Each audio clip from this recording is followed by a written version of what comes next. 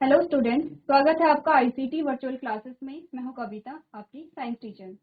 उम्मीद करती हूं आप सभी अच्छे होंगे और स्वस्थ होंगे। तो क्लास हम अपना चैप्टर कंटिन्यू करेंगे जिसका नाम है the fundamental unit of life, यानी कि हम बात करेंगे सेल के बारे में। तो यहाँ तक हम बात कर चुके थे सेल की डिस्कवरीज के बारे में। आज हम आगे का जो टॉपिक है वो कंटिन्यू करेंगे। तो देख लीजिए अभी तक हमने क्या क्या चीजें डिस्कस की हैं। अपने डिस्कवरी के बारे में बात की है, सेल थ्योरी के बारे में हमने बात की है। नेक्स्ट हमने जाना है कि कैसे एक कोशिका से यहाँ पर बहु कोशिकीय जीव बन जाते हैं। अब आप एक सीक्वेंस देख रहे थे कि किस ऑर्डर में यहाँ पर आपने कहा सेल से टिश्यू, टिश्यू से ऑर्गन, ऑर्गन से ऑर्गन सिस्टम, ऑर्गन सिस्टम से पूरी बॉडी का यहाँ पर फॉर्मेशन हुआ है। नेक्स्ट जो टॉपिक हमारे पास आया था, हमने बात की थी टाइप्स ऑफ ऑर्गेनिज्म, यानी कि जीवों के प्रकारों की हमने बात की थी। हमने कहा था कोशिका की संख्या की उपस्थिति पर हमने देखा कि जो जीव होते हैं वो दो प्रकार के होते हैं, एक कोशिकीय जिनमें सिर्फ एक कोशिका पाई जा रही थी और बहुकोशिकीय जिनमें बहुत सारी कोशिकाएं पाई जा रही थी। अब हम बात कर रहे थे कोशिकाओं के आकार के बारे में। जो सेल है, सेल का जो शेप होता है वो अलग अलग होता है। जैसे कि सबसे पहला एग्जाम्पल हमारे पास आया था ब्लड सेल्स का। आपने कहा 3 प्रकार के ब्लड सेल्स हमारे पास होती हैं, आरबीसी, डब्ल्यूबीसी और ब्लड प्लेटलेट्स। तीनों का अगर हम स्ट्रक्चर देखें, अगर आप तीनों का स्ट्रक्चर देखेंगे, तीनों का स्ट्रक्चर आपको अलग अलग दिखाई दिया। सबसे पहले आपको व्हाइट ब्लड सेल्स हैं जो कि कलरलेस होती हैं, जो कि आपको दिखाई दे रही है। इनका शेप आप देख रहे हैं अलग है। उसके बाद आरबीसी होती हैं जिनका कलर रेड होता है, क्योंकि इसमें क्या होता है, पिगमेंट प्रेजेंट होता है जिसे हम हीमोग्लोबिन कहते हैं। ठीक है। नेक्स्ट आपके पास आती हैं प्लेटलेट्स। तो आपने कहा कि तीनों को जब आपने देखा तो तीनों का जो आकार था वो अलग अलग था, प्लस तीनों का फंक्शन भी अलग अलग था। यहाँ पर डब्ल्यूबीसी आपको इम्यूनिटी प्रोवाइड करा रही है, आरबीसी आपको यहाँ पर गैसेस एक्सचेंज कराने में मदद कर रही है। प्लेटलेट्स आपने बोला कि क्या होगा, यहाँ पर आपका जो ब्लड क्लॉटिंग है या रुधिर का थक्का जमता है वो किसकी वजह से होता है, आपकी ब्लड सेल्स की वजह से, आपकी जो ब्लड प्लेटलेट्स होती हैं उनकी वजह से होता है। ठीक है। अब नेक्स्ट जो हमारे पास इमेज आती है वो है मसल सेल्स। आपने कहा जो मसल्स हैं उनका काम होता है मूवमेंट। ठीक है, फंक्शन क्या है, मूवमेंट है। तीन अलग अलग प्रकार के आपके पास आती हैं, तीन अलग अलग प्रकार के आपके पास आई। आपने बोला जो कार्डियक सेल और स्मूथ सेल है दोनों ही इनवॉलेंट्री एक्शन को क्या करती हैं, कंट्रोल करती हैं। लेकिन दोनों में डिफरेंस क्या, आपने कहा अगर हम कार्डियक सेल्स की बात करें तो ये आपके हार्ट में होंगी, और अगर हम यहाँ पर स्मूथ सेल्स की बात करें तो ये आपके विसिरल ऑर्गन्स में होंगे, जो इंटरनल ऑर्गन आपके होंगे। अगर हम स्केलेटल मसल्स की बात करें, आपने कहा ये जो वॉलंटरी एक्शन होते हैं यानी ऐच्छिक क्रियाएं होती हैं उनके लिए रिस्पॉन्सिबल होते हैं। क्लियर है इतनी बात?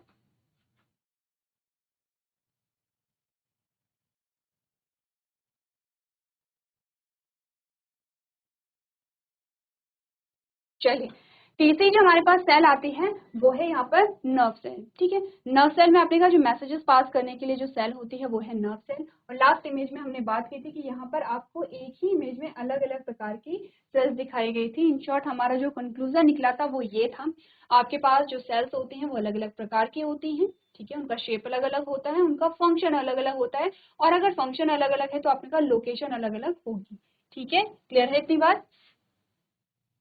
चलिए, अब हमने बोला कि यहाँ पर जो कोशिका है वो एक कोशिका अलग अलग कार्य को करने में सक्षम कैसे होती है। इसका क्या रीजन है, आपने कहा क्योंकि कोशिका के अंदर या कोशिका में आपके बहुत सारे सेल ऑर्गेनेल्स पाए जाते हैं या कोशिकांग पाए जाते हैं, जिन्हें आप कोशिकांग कहते हैं, वो पाए जाते हैं, और इसकी वजह से जो सेल है वो अलग अलग कार्य को परफॉर्म कर पाती है।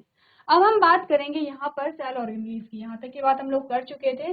अब हम बात करेंगे सेल के संगठन की, यानी कि the organisation of cell. Cell जो है वो किस प्रकार से मिलकर के बनी है, किस प्रकार की चीजों से मिलकर के बनी है। तो इससे पहले हम सेल के बारे में डिस्कस करें, आपने कहा हम तीन चीजों के बारे में हम बात करेंगे, प्लाज्मा मेम्ब्रेन जिसे प्लाज्मा झिल्ली कहते हैं, न्यूक्लियस जिसे नाभिक कहते हैं, साइटोप्लाज्म जिसे कोशिका जड़ कहते हैं। ठीक है, पहले तो हमने कहा सेल किन किन चीजों से मिलकर के बनी है, सिर्फ तीन चीजों के बारे में बात करेंगे। सेल ऑर्गेनेल्स के बारे में बाद में बात करेंगे।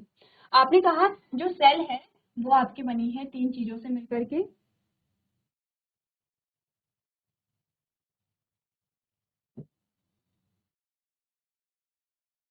ठीक है, सबसे पहले आपके पास क्या आया, बाहरी आवरण आता है। उसके बाद हमने बात की थी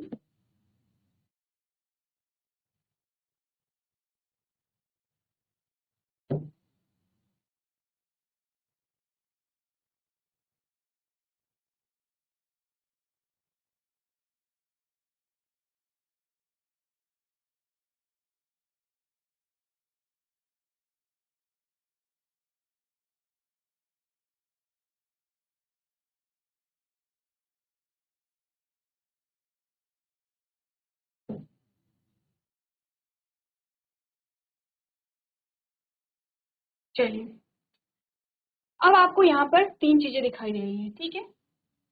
3 अलग अलग कलर से हमने यहाँ पर आपको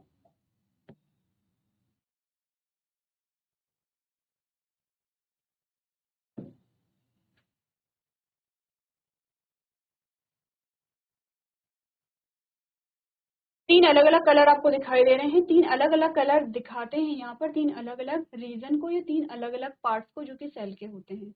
इससे पहले कि हम सेल के बारे में या सेल के संगठन के बारे में डिस्कस करें, आपके पास एक क्वेश्चन आता है, आपके माइंड में क्वेश्चन आया होगा, नहीं आया तो आना चाहिए, क्योंकि जब तक हम अभी तक हम सेल के बारे में जितनी भी चीजें डिस्कस कर रहे हैं, आपके माइंड में क्वेश्चन आना चाहिए। हमने कहा था कि सेल क्या स्ट्रक्चरल और फंक्शनल यूनिट है, यानी कि हमने कहा था क्रियात्मक और संरचनात्मक इकाई है।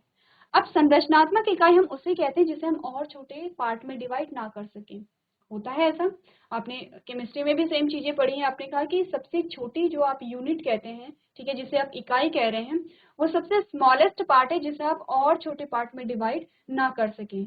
लेकिन हम देख रहे हैं कि जब हम सेल की बात कर रहे हैं, हम सेल के संगठन की बात कर रहे हैं, और हमने 3 चीजें यहाँ पर डिस्कस भी कर ली है, ठीक है।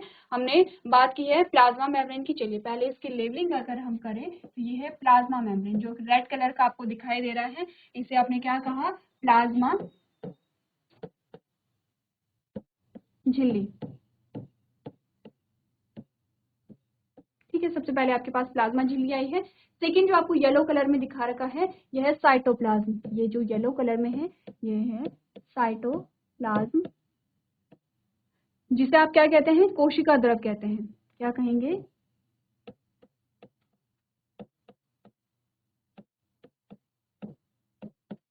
कोशिका द्रव कहेंगे। क्लियर है।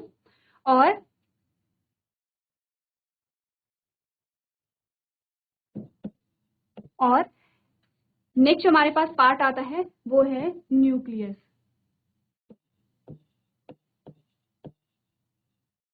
जिसे आप कहते हैं केंद्रक।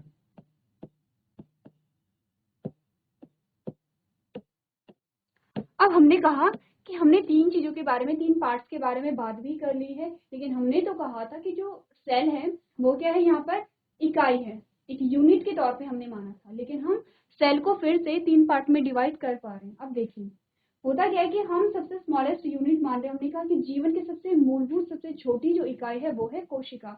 जीवन का मतलब है, हम बात कर रहे हैं किसी लिविंग की। अगर हम यहाँ पर इसमें से किसी भी पोर्शन को आप हटा दें, आप साइटोप्लाज्म को हटा दें, या आपने कोशिका द्रव हटा दिया है, या आपने केंद्रक हटा दिया है, आप इनमें से कोई भी चीज अगर हटा देते हैं, तो ये जो कोशिका आपके पास आई है, इसे हम लिविंग नहीं मानेंगे। क्लियर है इतनी बात, इसे हम लिविंग नहीं मानेंगे।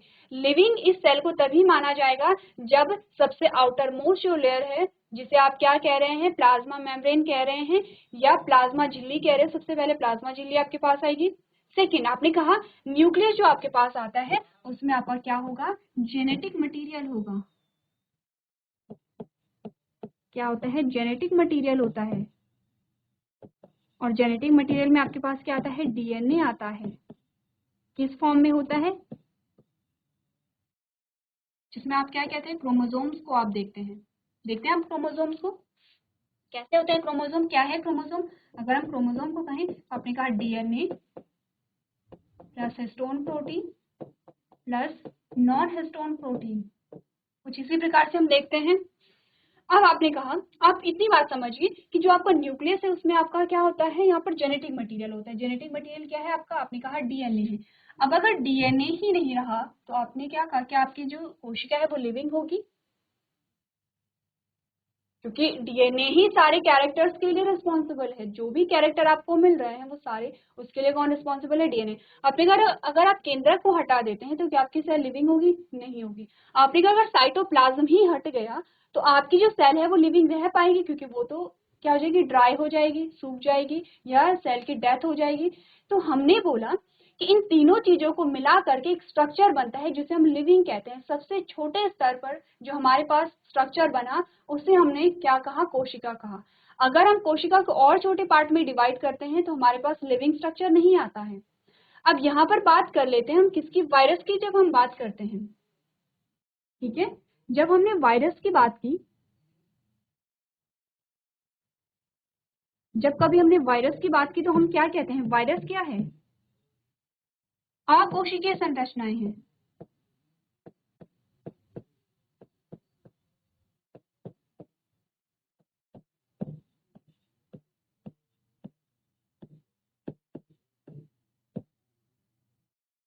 क्या है, अकोशिकीय संरचनाएं हैं। अकोशिकीय संरचनाओं से क्या मतलब है, आपने बोला यहाँ पर कोशिका है ही नहीं, ठीक है, तो कोशिका नहीं है तो क्या है, आपने कहा सिंपली यहाँ पर क्या है, जेनेटिक मटेरियल है, इसके बाहर क्या है, प्रोटीन की लेयर है। क्या है ये, प्रोटीन की लेयर, प्रोटीन की कवरिंग है। बाहर प्रोटीन की कवरिंग, अंदर जो है वो जेनेटिक मटेरियल, ठीक है, या न्यूक्लिक एसिड, कोई भी, अब न्यूक्लिक एसिड कुछ भी हो सकता है, आइदर डीएनए और आरएनए। अब जो डीएनए है वो डबल, डीएनए और आरएनए क्या है, वो डबल स्ट्रैंड भी हो सकते हैं, वो सिंगल स्ट्रैंड भी हो सकते हैं। ये बात चल रही है किसकी, वायरस की। अब हमने कहा क्योंकि वायरस में क्या आपको यहाँ पर सेल वॉल दिखी, नहीं दिखी। आपने कहा क्या यहाँ पे सेल मेम्ब्रेन दिखी, नहीं दिखी। क्या साइटोप्लाज्म दिखा, नहीं दिखा। क्या न्यूक्लियस दिखा, नहीं दिखा। तो हमने कहा क्या वायरस लिविंग है, आपने कहा कि वायरस को हम लिविंग की कैटेगरी में तो नहीं रखते हैं। हाँ, अगर जो वायरस है वो किसी लिविंग सेल के अंदर जाता है तो उसमें लिविंग के कैरेक्टर आ जाते हैं, जैसे कि रेप्लिकेट करने लगते हैं, जैसे कि इसमें म्यूटेशन होने लगता है, ठीक है। ये सारे जो कैरेक्टर हैं वो तब आएंगे जब किसी लिविंग के अंदर आएंगे। तो हमने कहा कि क्योंकि यहाँ पर जो वायरस है, वायरस कोई सेल है ही नहीं, वायरस के पास सेल होती ही नहीं है। हमने कहा ए सेलुलर स्ट्रक्चर होते हैं, तो हमने वायरस को लिविंग की कैटेगरी में भी नहीं रखा, ठीक है। लेकिन हमने वायरस को डेड की कैटेगरी में भी नहीं रखा, क्योंकि किसी लिविंग सेल के अंदर आने के बाद ये क्या करता है, एक लिविंग जैसा बिहेव करने लगता है, होता है ऐसा। तो हम यहाँ पर क्या समझने की कोशिश कर रहे हैं कि जो कोशिका है, कोशिका को क्यों हम यहाँ पर क्या कह रहे हैं, मूलभूत इकाई कह दे रहे हैं, या फिर शरीर की संरचनात्मक इकाई कह दे रहे हैं, या फिर किसी जीव की क्या कह रहे हैं, इकाई कह रहे हैं, ठीक है। हमने बोला क्योंकि कोशिका से छोटा कोई स्ट्रक्चर ऐसा है ही नहीं कि जो लिविंग की श्रेणी में आता हो, ठीक है। कोशिका जब आपके पास इस रूप में आएगी तभी आप कहेंगे कि ये क्या है, यहाँ पर आपने कहा ये एक सेल है जो कि लिविंग है। अब देखिए, ये जो सेल आपके पास आई है ये आपकी बात करती है किसकी, एनिमल सेल की बात करती है, ठीक है। तो सबसे पहले इस सेल के बारे में डिस्कस कर लेते हैं, उसके बाद हम बात करेंगे एनिमल सेल के अलावा और कौन सी सेल हैं या उनमें क्या डिफरेंस यहाँ पर आ जाता है। तो हमने कहा कि बेसिक सा जो स्ट्रक्चर होता है सेल का वो इस प्रकार से होता है। सबसे बाहरी जो आवरण होता है वो एज अ बाउंड्री यहाँ पर काम करती है। जैसे कि हमने कहा हमारे घर में बाउंड्री होती है, ठीक है। क्या करती है बाउंड्री, आपने कहा कि प्रोटेक्शन प्रोवाइड कराती है। तो यहाँ पर जो सेल मेम्ब्रेन है वो प्रोटेक्शन प्रोवाइड कराएगी। दूसरा काम क्या होता है बाउंड्री का, एक तो ये होता है कि कोई भी जो यहाँ पर जंगली जानवर है या फिर कोई भी जो अनवांटेड जो पर्सन है वो आपके घर के अंदर ना आ पाए, तो प्रोटेक्शन आपको प्रोवाइड किया जा रहा है। प्लस जो सेलेक्टिव जो लोग हैं, जो सेलेक्टिव चीजें हैं वो आपके घर के अंदर आ रही हैं। सेम यहाँ पर भी ऐसा ही होता है। जो प्लाज्मा झिल्ली है या जो प्लाज्मा मेम्ब्रेन है, एक तो वो सुरक्षा प्रोवाइड कराती है पहली चीज, दूसरा आपने का शेप भी प्रोवाइड कराएगी। अब जो सबसे बाहर जो आपकी चीज रहेगी वो आपको क्या देती है, शेप भी प्रोवाइड कराती है। तो आपने कहा एक शेप प्रोवाइड करा रही है। तीसरा आपने कहा जो सिलेक्टेड चीजें हैं वो यहाँ पर पास हो पा रही हैं, होती है सेल के अंदर और बाहर बहुत सारी चीजें पास होती है। आपने कहा गैसेस एक्सचेंज होता है, ठीक है। अगर हम किसी सेल की बात करें तो सेल में आपने क्या पढ़ा था, आपने कहा था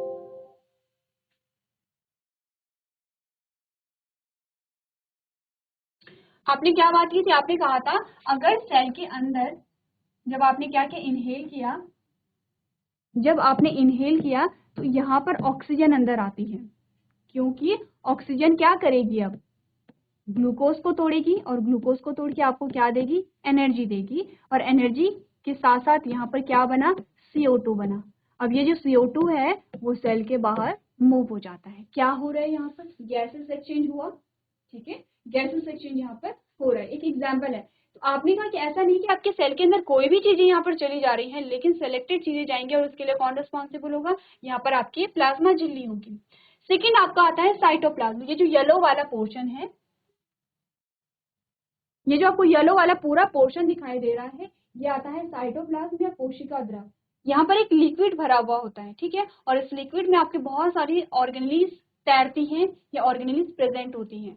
इन ऑर्गेनेलीज के बारे में हम आगे जाके बात करेंगे डिटेल में, क्लियर है इतनी बात। और तीसरा जो आपके पास आता है न्यूक्लियस, जिसमें आपने कहा कि यहाँ पर आपका जेनेटिक मटेरियल प्रेजेंट होता है, जिसे आप क्या कह रहे हैं, डीएनए कह रहे हैं। तो मोस्टली हम कहते हैं कि जो जेनेटिक मटेरियल है वो डीएनए ही होता है।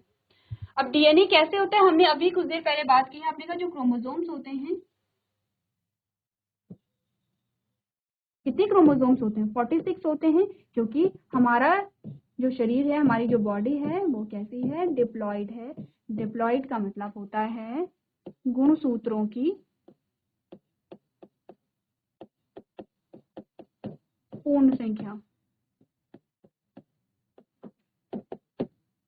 ठीक है, गुणसूत्रों की पूर्ण संख्या कितनी है, 46 है। ठीक है, तो हर एक सेल में कितने क्रोमोसोम होते हैं, आपने कहा 46 क्रोमोसोम होते हैं। अब क्रोमोसोम के बारे में जब हमने बात की, जब क्रोमोसोम के बारे में हमने बात की, तो क्रोमोसोम आपके कैसे होते हैं, कुछ इस प्रकार से होते हैं, ऐसे होते हैं। इसके अंदर क्या होगा, डबल स्ट्रैंडेड आपका डीएनए होगा। ठीक है, इसमें क्या होंगी, हिस्टोन प्रोटीन होंगी इस प्रकार से।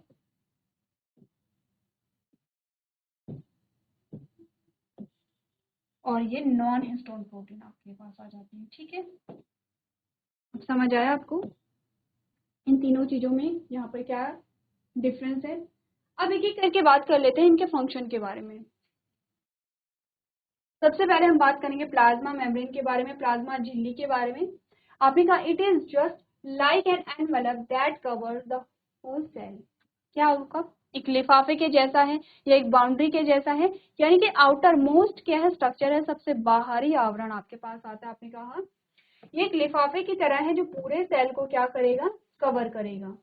Therefore, a cell gets separated from the external environment because it has a plasma membrane. इसीलिए एक कोशिका बाहरी वातावरण से अलग हो जाती है क्योंकि इसमें प्लाज्मा झिल्ली होती है। ठीक है, अब आपने कहा जो एक्सटर्नल इन्वायरमेंट है आपके पास, वैसे तो इतने सिंपल क्वेश्चन नहीं आते हैं, लेकिन फिर भी आपके पास एक क्वेश्चन आ सकता है कि वो कौन सा स्ट्रक्चर है जो कोशिका को उसके बाहरी वातावरण से अलग करता है।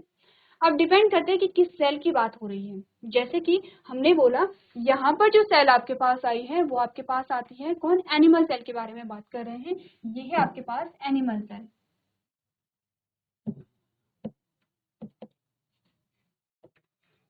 अब अगर हम वही प्लांट सेल की अगर बात करें तो प्लांट सेल में आपने क्या बोला,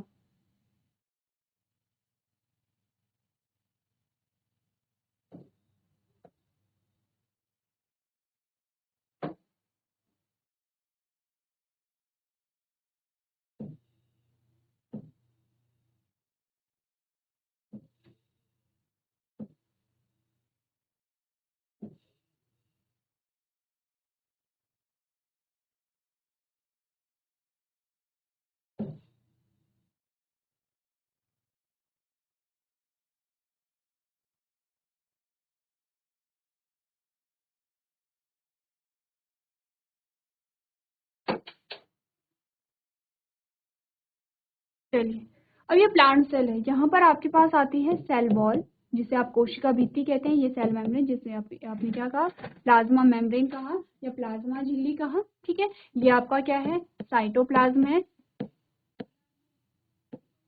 ठीक है, ये आपका क्या है, न्यूक्लियस है या केंद्रक है। डिफरेंस क्या है दोनों प्रकार की कोशिकाओं में, आपने कहा यहाँ पर जब आपने आउटर मोस्ट स्ट्रक्चर देखा था, यहाँ पर जब आपने आउटर मोस्ट स्ट्रक्चर देखा तो आपके पास क्या आई, प्लाज्मा झिल्ली आई या प्लाज्मा मेम्ब्रेन आई। ठीक है, लेकिन अगर आपने इस सेल को देखा तो आउटर मोस्ट स्ट्रक्चर आपके पास सेल वॉल आया या कोशिका भित्ति आई। ठीक है, तो डिपेंड करते हैं किस सेल के बारे में आपसे पूछा गया है वहां पर। क्लियर है इतनी बात। तो यहाँ पर हमने कहा क्या कहा कि सबसे आउटर मोस्ट लेयर, अगर हम बात करें किसकी, हमने कहा अगर हम एनिमल सेल की बात करें सबसे आउटर मोस्ट स्ट्रक्चर आपके पास क्या आएगा, प्लाज्मा मेम्ब्रेन आएगी। अगर हम बात करें एनिमल प्लांट सेल की तो आपका सबसे आउटर मोस्ट जो कवरिंग आएगी वो किसकी आएगी, आपने कहा सेल वॉल की आएगी। अगर मैं आपसे बात करूं बैक्टीरियल सेल के बारे में, ठीक है, आपने कहा कौन कौन सी सेल आपके पास आई हैं, एक तो एनिमल सेल है, दूसरा आपने कहा प्लांट सेल है, तीसरा आपने कहा बैक्टीरियल सेल है, चौथा मैंने कहा फंगल सेल जो आपके पास आती है। अगर मैं आपसे पूछूं आउटर मोस्ट कवरिंग क्या होगी इनमें, एनिमल सेल की बात करें तो आप बात करेंगे प्लाज्मा झिल्ली की, प्लाज्मा मेम्ब्रेन की, और बाकी आप प्लांट सेल की बात करें, बैक्टीरियल सेल की बात करें, फंगल सेल की बात करें, इन सभी में जो आउटर मोस्ट लेयर आएगी वो आएगा आपका सेल वॉल। ध्यान देखिए तीनों में सेल वॉल पाई जाती है, सिर्फ एनिमल सेल में सेल वॉल नहीं पाई जा रही। अब इनमें भी डिफरेंस होता है। आपने कहा कि अगर हम प्लांट सेल की बात करें तो इसकी जो सेल वॉल है वो किससे मिलकर बनी होती है, सेलुलोज से मिलकर के बनी होती है। अगर हम बैक्टीरियल सेल की बात करें तो इसकी सेल वॉल किससे मिलकर बनी होती है, आपने कहा पेप्टिडोग्लाइकॉन की बनी होती है। अगर हम बात करें फंगल सेल की कि इसकी सेल वॉल किस चीज से मिलकर के बनी होती है, आपने कहा काइटिन की बनी होती है। तो यहाँ पर सेल वॉल अलग अलग चीजों से मिलकर के बनी हो सकती है, लेकिन तीनों में सेल वॉल है। ठीक है, सेल वॉल किस में नहीं है, आपने कहा एनिमल सेल में। तो एनिमल सेल के बारे में हम बात कर रहे हैं और आपने अभी तक क्या समझा यहाँ पर सेल मेम्ब्रेन के बारे में कि सबसे आउटर मोस्ट कवरिंग है, प्लस क्या कर रही है, जो कोशिका है कोशिका को उसके बाह्य वातावरण से अलग कर रही है। दूसरी जो आपको लाइन बताती है, the plasma membrane can decide which material should enter और leave the cell and which should not. This is why it is also called a selectively permeable membrane. बहुत इंपॉर्टेंट लाइन है, ध्यान रखिए, आपसे पूछा गया है, आपको बताया गया है। प्लाज्मा झिल्ली यह तय करती है कि कौन सी सामग्री कोशिका में प्रवेश करे और कौन सी बाहर जाए, और इसीलिए इसे क्या कहा जाता है, चुनिंदा पारगम्य झिल्ली कहा जाता है, सेलेक्टिवली परमेएबल मेम्ब्रेन कहा जाता है। इसे स्टार कर लीजिए इस लाइन को। सेलेक्टिवली परमेएबल मेम्ब्रेन का मतलब क्या होता है, परमेएबल तो है, ऐसी लेयर, ऐसी मेम्ब्रेन, आपने कहा ऐसी मेम्ब्रेन जिससे चीजें अंदर भी जा सकती हैं, जिससे चीजें बाहर भी आ सकती हैं, ऐसी मेम्ब्रेन को आप कह रहे हैं परमेएबल, जिसे पार किया जा रहा है, पार किया जा सकता है। लेकिन कैसी होंगी, आपने कहा सिलेक्टिवली, यानी कि चुनिंदा है, यानी कि सेलेक्टिव चीजों को ही अंदर और बाहर जाने देगी। ऐसा नहीं है कि कुछ भी जो है वो सेल के अंदर गया और कुछ भी सेल से बाहर आ गया। क्लियर है इतनी बात? एक बार आप प्लाज्मा मेम्ब्रेन की जो डेफिनेशन है उसे देख लीजिए। चलिए, तो क्लियर है इतनी बात जो हमने प्लाज्मा मेम्ब्रेन के बारे में डिस्कस की है। अब हम बात करेंगे पदार्थ कोशिका के अंदर और बाहर कैसे जाते हैं। ठीक है, अब इतना तो हम समझ गए हैं कि जो प्लाज्मा मेम्ब्रेन है वो यहाँ पर चीजों को क्या करती हैं, पास करने में मदद करती हैं, लेकिन किस प्रकार से करती हैं ये देखते हैं। सबसे पहली जो लाइन आपको बताई गई है, gases exchange between the cell and its external environment. सबसे पहले हम बात करेंगे गैसेस एक्सचेंज की। ठीक है, सबसे पहले किसकी बात होगी, आपने कहा कोशिका और उसके बाहरी पर्यावरण के बीच गैसीय विनिमय होगा। अब गैसीय विनिमय होगा तो कौन कौन सी गैसें यहाँ पर होंगी, आप अच्छे से समझते हैं कि यहाँ पर एक गैस है ऑक्सीजन और दूसरी गैस है CO2। ठीक है, तो आपने पढ़ा movement of oxygen and carbon dioxide to and from and cell is carried out through diffusion। आपने क्या बात की है, आपने कहा कोशिका से ऑक्सीजन और कार्बन डाइऑक्साइड का संचलन विसरण के माध्यम से किया जाता है। नेक्स्ट हमने बोला gaseous substances tend to move to areas where their concentration is less from the areas where there is higher. The movement is defined as the process of diffusion. Diffusion can take the place of solid, liquid and gas। आपने कहा गैसीय पदार्थ उन क्षेत्रों में जाते हैं जहां उनकी सांद्रता अधिक होती है। इस आंदोलन को प्रसार की प्रक्रिया के रूप में परिभाषित किया गया है। विसरण ठोस, द्रव और गैसों के का स्थान ले सकता है। अब इस लाइन में आपको क्या समझा है इसके बारे में डिस्कस कर लेते हैं। ठीक है, सबसे पहले बेसिक चीज समझते हैं जो कि कुछ देर पहले हमने डिस्कस की थी। हमने बोला क्योंकि आपकी जो बॉडी है वो कोशिकाओं से मिलकर के बनी है, क्योंकि आपने कहा कोशिकाएं कार्यात्मक इकाई भी है, क्योंकि जो फंक्शनिंग चल रही है वो सेलुलर लेवल पे चल रही है। इसका मतलब क्या हुआ, आपकी हर एक सेल को ऊर्जा की आवश्यकता है। ठीक है, आपकी हर एक सेल, आपके हर एक टिश्यू, आपके हर एक ऑर्गन, आपके हर एक ऑर्गन सिस्टम को क्या है, ऊर्जा की आवश्यकता है। सबसे छोटे लेवल पे हम जाएंगे तो आप समझते हैं कि कोशिका को ऊर्जा की आवश्यकता है। यह है कोशिका। अब आपने क्या पढ़ा है, जब भी हमने डिस्कस किए हैं आपने कहा आपकी जो कोशिका है उसमें ग्लूकोज है और यहाँ पर ऑक्सीजन ऐड हो जाती है। अब आपको क्या मिली, ऊर्जा मिली, प्लस आपको CO2 मिला जो कि सेल से बाहर यहाँ पर चला जाएगा। ये प्रोसेस आपने समझी। ठीक है, गैसीय विनिमय हो रहा है। अब गैसीय विनिमय होता कैसे है ये समझना है आपको। यहाँ पर समझे कि हमने क्या बातें डिस्कस की हैं। हम बात कर रहे हैं किसके, गैस के विसरण के बारे में। ठीक है, हम क्या कर रहे हैं, विसरण के बारे में हम बात कर रहे हैं। अब विसरण क्या होता है, आपने कहा जो गैस है, गैस का जो प्रवाह है, हम दो गैसों के बारे में बात कर रहे हैं। अब देखिए हमने बात की है कि यहाँ पर जो कोशिका है, कोशिका के अंदर ऑक्सीजन आए और CO2 यहाँ से बाहर निकल गई। आपने बोला कि हमेशा जब भी विसरण होगा, विसरण क्या होता है, गैस का प्रवाह, गैस का प्रवाह।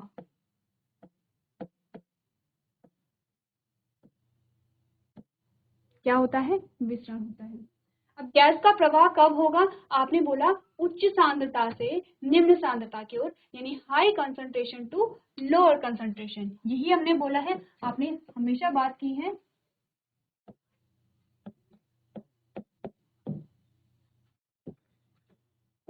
कंसंट्रेशन सांद्रता, या जिसे आप मात्रा कहते हैं। अब आप देखिए, यह है आपकी सेल, ये आपकी सेल है, ठीक है। आपकी सेल में क्या है? ऑक्सीजन की कमी है, लेकिन चलिए हटा लेते हैं। ये है आपके लंग्स, ठीक है, ये आपकी सेल है। अब जब आपने इनहेल किया, जब आपने क्या लिया? सांस ली, जब आपने इनहेल किया तो आपके लंग्स में ऑक्सीजन यहाँ पर पूरी भर गई है, ठीक है, ऑक्सीजन भर गई। इसका मतलब क्या हुआ? इसका मतलब ये हुआ कि यहाँ पर पूरी ऑक्सीजन है, तो ऑक्सीजन की अधिक सांद्रता यहाँ पर है। ये आपकी सेल है और सेल के अंदर अभी क्या है? ऑक्सीजन नहीं है। तो आपने कहा ऑक्सीजन की जो सांद्रता है वो ज्यादा कहाँ पर है? ये हाई कंसंट्रेशन ऑक्सीजन का कहाँ पर है? आपने कहा आपके लंग्स में।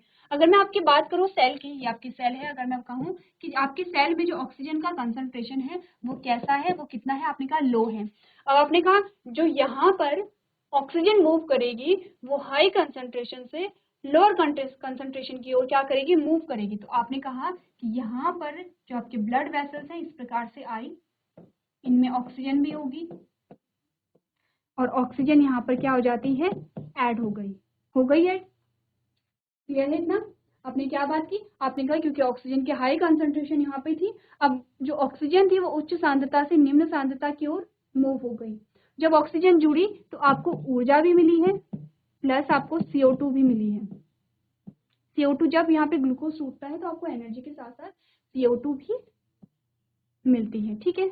अब आपने बोला यहाँ पर CO2 बन गई, क्योंकि ग्लूकोज टूट रहा है, यहाँ पर CO2 बन रही है, ऑक्सीजन का यूज हो रहा है, CO2 बन रही है। CO2 की जो कंसंट्रेशन है वो यहाँ अधिक हो गई है और यहाँ पे क्या होगी? कम होगी, क्योंकि CO2 बनेगा कहाँ? हमारी बॉडी में CO2 बनता है, हम बाहर से कंज्यूम नहीं कर रहे।